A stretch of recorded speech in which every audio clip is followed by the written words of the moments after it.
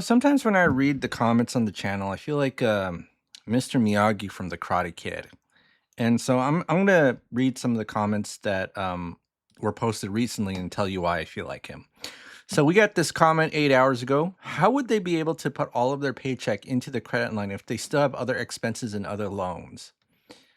And you can kind of feel the disappointment in my heart and me shaking my head when I read this question. And my answer to this little pupil would just simply be wax on, wax off, right? Same here. Having a hard time figuring out what's happening in your video. I'm struggling to follow along with what's happening, though. I only did watch it once and I don't understand half the lingo. I'm not making fun of anybody. And, if these were people that I knew in real life, I was like, are you trolling me? And I don't think these people are trolling me, right? Because, there are a lot of people out there who don't know what we're talking about here, which is why I tell you this is like the best kept hidden secret of the internet. Because what you're going to learn here, you probably won't see in any other place, because every other place that tries to teach debt payoff, they don't use Excel and they don't make it easy to understand, right? But I do feel like Mr. Miyagi right now with just a slight hint of disappointment because remember when Daniel LaRusso in The Karate Kid was like, Mr. Miyagi, you didn't teach me anything. And Mr. Miyagi's like, just do the exercise, wax on, wax off over and over again, and you'll get it. And then he did. And it's like, oh, you did teach me something. Sorry, Mr. Miyagi. So that's what we're going to do today. Same thing, wax on, wax off, wax off, wax on, wax on, debt off, right? Because we just do the same thing over and over again. We have 800 videos on this channel doing the same thing over and over again, doing debt payoff scenarios. And I'm gonna just do it one more time on this channel because I am Mr. Miyagi. No, I'm not. In fact, if I told that to my passed away deceased grandparents who lived through World War II, with the Japanese, they would probably be quite offended. Bless their hearts and rest in peace. But yes, I don't know why I'm making a joke about that, but I remember when I was a little kid, I remember like the anti-Japanese sentiment I heard. Because when you're a kid growing up in the U.S. and it's like the 80s and 90s, what do you think? Oh, Japanese people equals anime, video games, and electronics. Of course, Japanese people are cool. And then you read the history books of the 1920s, like, oh, I see. I understand. I understand. Anyways, hopefully you're not you're not a bad person. I'll just say that listening to this channel, and you'll listen to the wise advice of Mr. Miyagi, which is just do the same thing over and over again and you'll eventually get it.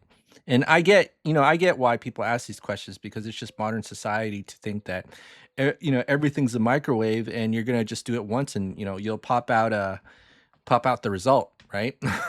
But we're not going to do that today. We're just going to keep doing the same thing over and over again, and invoke a little bit of discipline, right? Discipline. Okay, well, let's go ahead and get started and start paying off debt using what we call the velocity method. Now, I'm going to answer this question right here. How would they be able to put all of your paycheck into the credit line if they still have other expenses and loans? It's because the line of credit is the only tool out there that the bank provides where you could put your entire paycheck in and get your expenses out when you need it, or take out cash when you need it from the line of credit. It's very flexible, unlike any other type of debt. Okay, so. And listen, I don't blame this guy. I actually looked at his profile and it says 3D artist studying, right? So I'm assuming that this is a college student. And I've said this before, like, you're not going to learn this in college, med school, law school. I have people who are lawyers, people who in accounting, government work. I even had, someone tell me, email me last week, a couple of weeks ago, who's a pastor, right? So I get people from all walks of life who happen to bump into this channel because of the YouTube recommended, and they're like, whoa, you could pay off debt like this? And I'm like, yeah, you sure can, buddy. All right, so let's go ahead and get started. Okay, we're going to pay off debt using something called the velocity method. And so what does this method entail? Well, first of all, you got to create a budget because your budget is the debt attack plan, right? So you have your income, expenses, leftover checking, savings, and then you create an expense breakdown and list every single debt that you have, right? Every single debt that you have. So we see we have 4 credit cards here. We have an auto loan, student loan, and a mortgage. And then not only that, we have personal expenses not tied to debt, which is $2,000 a month. So we see right here that we have very little in our checking and savings. And, I'll be honest, if I were making $6,100 a month and I had $38.55 left over, I'd feel a little bit nervous. I'd be like, I'd be like, what's going on? You're living on what I would call tight margins, right? And you don't have any lead room for error, right? There's no room for error at all. And so what we're going to do is show how we can multiply this number by a gajillion, or I don't know what number specifically is, right? And live, I guess, a more freer life. Give yourself some breathing room, right? And so, how would you do that? Okay. Well, the first step is not saving money. Okay. And I know this is crazy because you're thinking, like, hey, I only have $38.55 left over. Like, that's crazy. But the fact that now I'm going to zero, now I feel even more uneasy, right? Because that's the average American thinking style when it comes to banking. And that's probably everybody, right? Because all of society is controlled by banks. Okay. And if somebody sees $0 in their checking account, they're like, oh my goodness, what do I do? Right. And so what we're going to do is put all of our money into something called a line of credit. Okay. And we're going to increase something called our cash flow. So the left side and the right side, I'm going to tell you conceptually how they're different, right? The same tools, but conceptually they're different. So on the left side, whatever is your checking and savings is your cash flow, right? Because, income minus expenses minus debt service, that's your cash flow, right? According to, whoever teaches real estate investing. I mean, that's how I was taught the concept of cash flow. And then if you've ever heard of net operating income, it's basically income minus expenses. And then you don't take into account any debt service. Okay. Now, with this method, what we're going to consider cash flow is not the amount left over in your checking and savings. It's going to be the amount that our debt is getting reduced because we're putting all of our money into debt. So on the left side, we're using our checking and savings account as the final destination of our money, and the right side, it's just a temporary stop, right? So it's not the final destination, it's the middle destination. You get paid, it goes to your checking account, and then your check from your checking account, it goes to a line of credit. Now, again, if you ever watch this video and you ask me questions like, well, how do you put all of your paychecks in a line of credit if they have other expenses and other loans? It's because the line of credit allows you to withdraw money whenever you want, right? Unlike a loan or even a credit card. That's why we use a line of credit as what we call our main operating account, and we consolidate debts there to increase our cash flow. And so what we're going to do is we're going to assume we have a $60,000 8% line of credit. Now, if we have $38.55 left over, can we go to a bank and say, hey, Mr. or Mrs. Bank? Actually, nobody says that. But, go to a bank and say, hey, can I get a free and clear line of credit when I have all this debt and only have $38.55 left over? The answer to that is no. And why is the answer no? Because banks don't lend money to people who need it, right? Because people who need money, according to the bank, are bad people who don't pay you back, right? That's really the gist of it. And who's the bank's ideal customer? Well, it's someone who they can leech off of, right? And who can they leech off of? People who don't need money, or rich people, right? Rich people without too many debts. Okay. I don't think they'd lend to Floyd Mayweather because he's got a lot of money, but now he's broke because he's got too many debts. Okay. Say no to Floyd Mayweather. Mr. Money, what's his other nickname? Does he have another nickname? Or maybe my nickname for is Mr. Billionaire because he made $1 billion in fights. But yeah. All right. So banks don't lend money to people who need it because people who need money don't pay you back. Right. Now, why do I demonstrate this with the free and clear line of credit? Because if you ever look at a real life example that I did for someone with their real finances, 22 debts and $4.10 left over and a maxed out line of credit, listen, I'll be here all day and every day. Okay. Meaning that this is so complicated. Usually I could do these situations in 20 to 30 minutes for each video and just kind of blaze through them. But then this one was so hard that it took me an hour and 30, which is a record for me, right? So I don't want to be here an hour, 30 minutes. And plus, it's actually easier to understand this concept if we just go with the free and clear line of credit. Trust me on this. This is your Mr. Miyagi teaching you moment. Wax on, wax off. Don't just, for this part of the video, just let's hold this unrealistic assumption that bank will lend you a line of credit when you need money, right? And then you'll realize, wow, I really wish I had a line of credit. And the secret to that, okay, is that you have to get it before you need the money.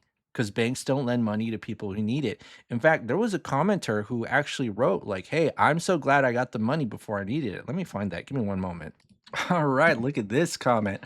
I got a HELOC a year ago. I'm so glad you advised me to get it before I needed it. I'm using it and love how quickly the money is transferred from my HELOC to my checking. The transfer is immediate. Even on a Sunday. Thank you, Cam. And here's the thing, I don't give advice, so I don't know what this commenter is talking about. I don't give financial advice, but she did get the money before she needed it, right?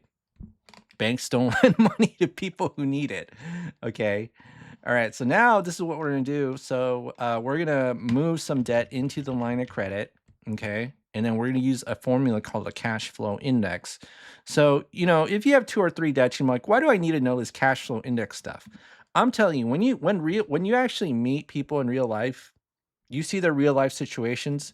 I'll tell you why you need the cash flow index. Okay. If you have 22 debts like this, okay, and you didn't have a reasonable system to be able to learn how to pay it off, which is with a simple formula, we'd be here all day, every day, right? And this cash flow index is so useful, especially if you have many, many debts. It's the easiest way that I've used to figure out which debts to pay off first. Okay. Now, what is it?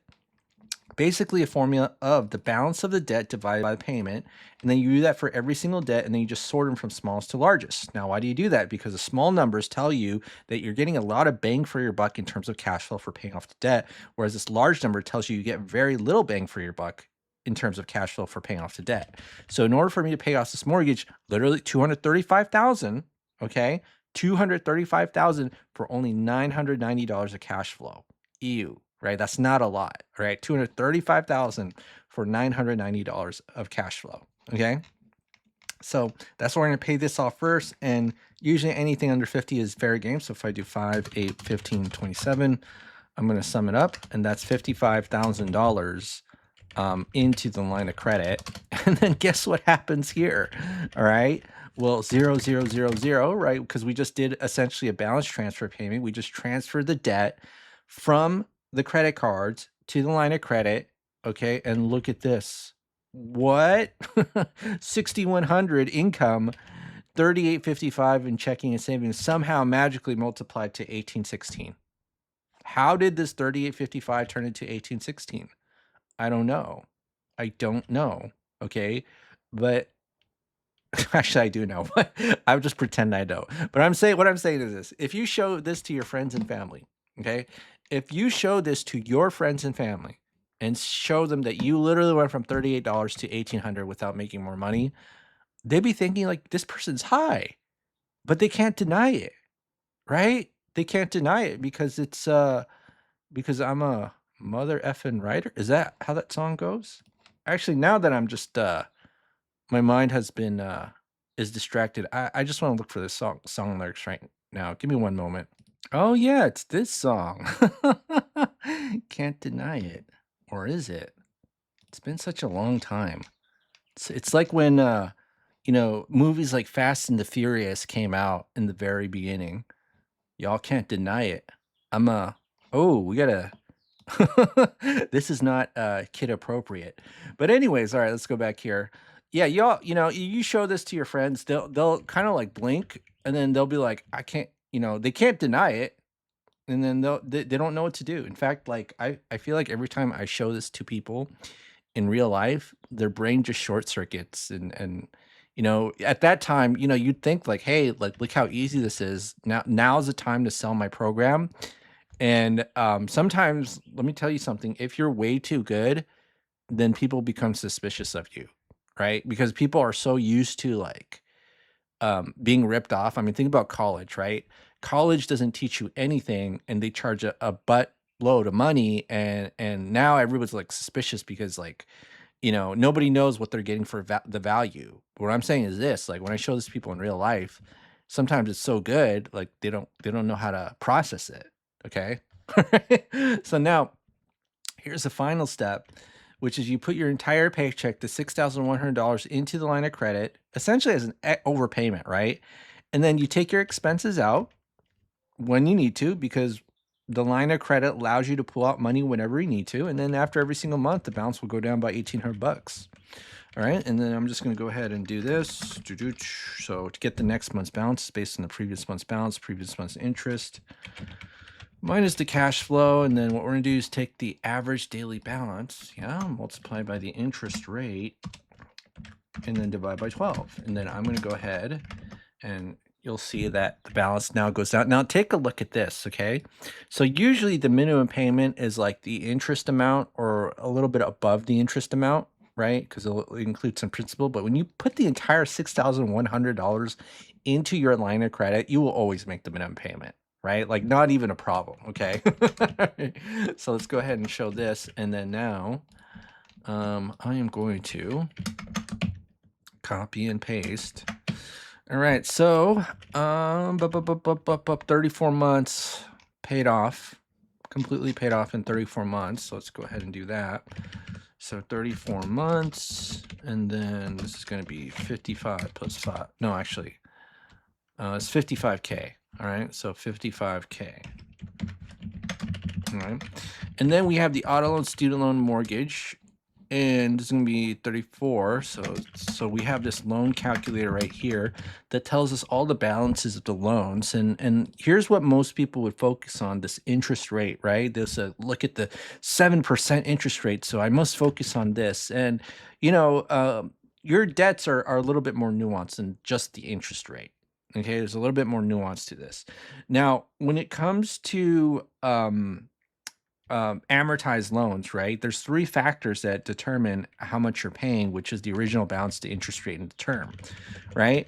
And then you kind of see here, if you take a look at the cash flow index, you'll say that we should pay this one off first, right? Because you have a small balance for lots of cash flow at this moment, right?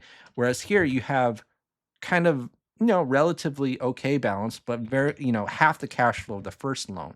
So that's why we're going to pay off this first loan and then focus on the 7%. Doesn't mean that the interest rate is something we completely ignore, but it's not the only factor when it comes to paying off debt. But most people, they just look at this and they go, oh, 7%, I should focus on this, right?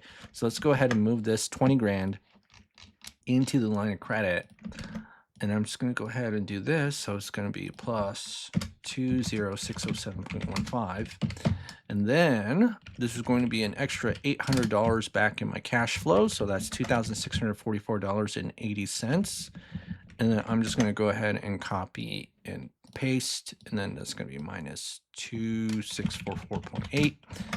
And then I'm going to do this, and I'm going to do this, and then we'll see that in 42 months, okay, it's been paid off, right? So 42 months, and it's going to be 55 plus 45, and it'll be 100K, right? 100K, and then now we have the student loan and the mortgage, so that's going to be 0, month 42, this is the current balance, okay? So now we have to just take a look at the cash flow index. It says pay this off first. Okay, now, do we have to take into account the interest rate? I would say yes, if the cash flow index is relatively high, especially above 100, right? So with this one, it's 7% loan, 8% line of credit. I feel comfortable moving the loan into the line of credit, but if the interest rate were lower, might be a different story, okay? Now, definitely with the 30-year mortgage, it's a completely different story. And I would never move a low interest rate mortgage into a higher interest rate, like 8 to 15% line of credit, okay? Not the whole thing. So let me go ahead and show you this. Control V, values, plus 29037.43. And then this is going to be 0, which is $464 in the student loan, and our cash flow is 3,100. Okay, so now let's go ahead and do this. So minus 3,109.23. And I'm going to go ahead and copy and paste. And then this would be 52 months. Okay, 52 months. And then that's going to be 140K. 140K. All right, so now we have the mortgage. So at 52 months, what's the balance of the mortgage? It's $212,000. Now, when you have a relatively high cash flow index, okay, you have to be careful, because if you move this entire loan into the line of credit, basically what is it saying? It's saying that, hey, you give $212,000 and you get less than $1,000 back in your cash flow, right? And you're moving from 3 to 8. So usually, if there's a lot of cash flow, like in this case, the interest rate change is even though it's going from 4 to 8, in terms of the actual cost, it's not, it's pretty negligible. Okay. Now in this case, it's actually going to be a lot. And I'll show you with the calculator that we have. Now, here's the thing. You could have two options here. You can do extra payments, or you can just do what we call sweeps or chunks, right? Moving a piece of the loan into the line of credit. Now, here's why extra payments is hard for most people. It's the same reason why overpaying a credit card is hard for most people. Anytime you overpay a loan or a credit card, you introduce a slight amount of friction in the flow of your money. And this is why we get questions like, how do I pull out my money? If I'm doing a line of credit, because people don't understand that in a line of credit, you get immediate access to your money in and out, right? Whereas with a credit card alone, you don't get that. And so let me just kind of go back here. Is if you do extra payments, that's perfectly valid, but most people can't do that because introducing even a slight amount of friction in the flow of their money causes problems, right? And not only that, you're going to experience decision fatigue, which is why nobody does it. And if you really think about, which is why, think about your own personal experiences, why you've never overpaid a loan or a credit card for the most part, is that there's too much thinking involved, right? Whereas with this method, there's no thinking involved. All you got to do is just move some of the loan into the line of credit and make sure that my checking account goes to 0 and my line of credit goes to 0, and that's it. And I just do it over and over again. Okay. So what we're going to do is we're going to move $6,500 of the loan into the line of credit. And then you see all the given information here. It pays on 4.7 years. Now, here's the thing that I just want to show you why you don't necessarily have to fear that 8% interest rate. Okay. Now, I know there are a good number of people out there who think, oh my goodness, 8% line of credit, you're insane for trying to pay off a 3% loan. And, it depends, right? Because even if we had a 1% line of credit, take a look at this, 16 grand, 8%. Now, if we do 1%, you see that it's almost the same amount of interest that we pay in this scenario. Now, why is that? It's because you're holding the loan, the principal of the loan in the line of credit for a very short amount of times, right? Like it's relatively low. Whereas if we move the entire loan into the line of credit, okay, you see that's 50 grand. So literally went from 16 grand to 50 grand using, when you move the entire loan into line of credit. And not only that, moving the loan into the line of credit is interest rate sensitive. Whereas the other method, or the current method that we're talking about where you're doing in pieces, is very not as sensitive when you have changes to the interest rate. So that's why you can go from 1 to 8 and it'll barely make a dent. Yes, the interest rate does matter, but you're essentially paying for a little bit of convenience for that extra amount paid, essentially. Okay. And overall, you're going to save money, right? So overall, it's kind of like people trying to save the most amount of money, but not do the thing that they said they were going to do. It happens a lot. It's like going to the gym in New Year's in January. You can save the most by going to the gym in New Year's in January, and then you'll end up not going because that's what the gym companies expect when New Year's comes by. Okay. So it's actually better to pay a little bit and do the thing than not pay at all and then not do the thing. Okay. All right. So now let's go ahead back here, 4.7 years. And it's going to be 0. And then it's going to be 52 divided by 12 plus 4.7. And that's 9.03 years. And then we're debt free. And then wax on, debt off, right? So, yes, I do the same video over and over again. And there's a reason why I'm so good at this, because I just do the same video over and over again. Like this ability just to do the same thing over again and practice over and over again, I think it's a little underrated in today's society because we just live in a microwave society where everybody wants everything now, right? But yes, wax on, debt off. And if you want to let me know you made it to the end of this video, just type in wax on, debt off on the comments below. And that'll let me know you made it to the end of this video in the comment box below. All right. Well, that's it for today, folks. Have a great day, and I'll see you on the next video. Bye-bye.